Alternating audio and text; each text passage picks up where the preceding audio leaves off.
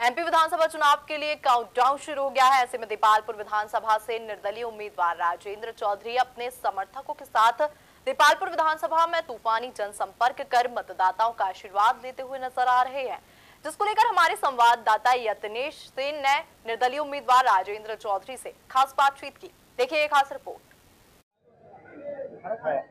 विधानसभा चुनाव का दौर जो प्रचार प्रसार का दौर है अपने चरम पर है, जहां प्रत्याशी गांव-गांव पहुंच रहे हैं, जहां भाजपा और कांग्रेस के प्रत्याशी जो है गांव-गांव पहुंच रहे हैं, वहीं निर्दलीय प्रत्याशी जो इस बार स्थानीय उम्मीदवार के तौर पर खड़े हुए हैं राजेंद्र चौधरी भी मेरे साथ है। मतलब किस तरह का जो गांव-गांव पहुंच रहे हैं, बड़ी संख्या में समर्थक साथ है और जनसंपर्क, क्या कुछ कहेंगे? इस बार विधानसभा चुनाव में दो पक्ष है, एक पक्ष बाहरी व्यक्तियों का है और एक पक्ष स्थानीयों का है।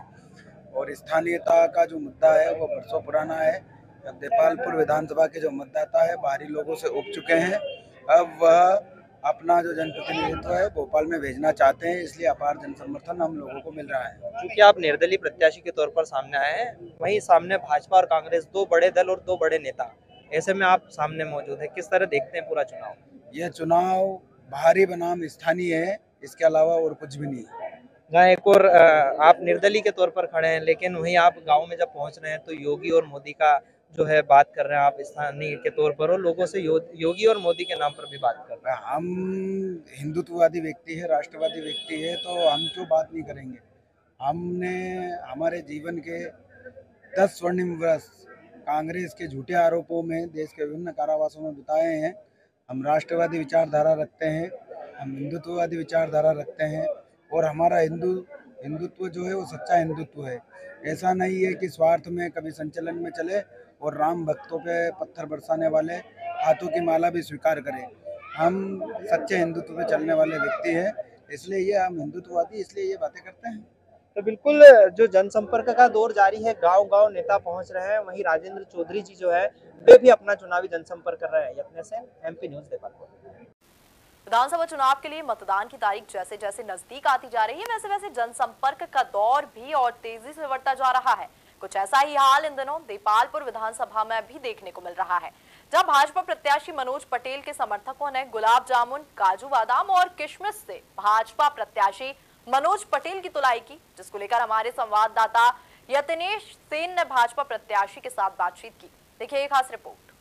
जनसंपर्क का दौर लगातार जारी है और भाजपा कांग्रेस दोनों ही प्रत्याशी लगातार घर घर जाकर जनसंपर्क कर रहे हैं। वहीं देपालपुर के ग्रामीण क्षेत्रों के बाद अब देपालपुर नगर का भी जनसंपर्क पूर्व विधायक और भाजपा प्रत्याशी मनोज पटेल कर रहे हैं। मतलब किस तरह का घर घर जाकर, गांव गांव जाकर जनसंपर्क का दौर जारी है और किस तरह का जो जन समर्थन देख रहे हैं? घर घर जाकर के हम गांव-गांव जाकर के मीटिंग कर रहे हैं, जनता से संपर्क कर रहे हैं और जनता का समर्थन खूब उम्मीद से ज्यादा मिल रहा है।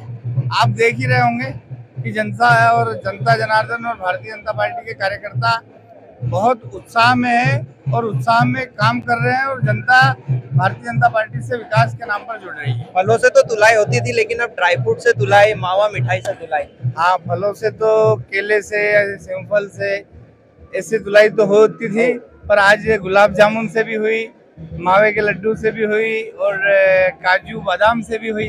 ऐसा पहले तो दो प्रतिद्वंदी आप मेन माने जाते थे, लेकिन अब त्रिकोणीय मुकाबला भी लोग इसे कह रहे हैं, आप किस तरह से देखते हैं इसे? भाजपा और कांग्रेस का मुकाबला है। भाजपा प्रत्याशी मनोज पटेल जो कि लगातार गांव-गांव पहुंचकर, घर घर पहुंचकर जनसंपर्क कर रहे हैं। यत्नेश सेन, एमपी न्यूज़ देपालपुर।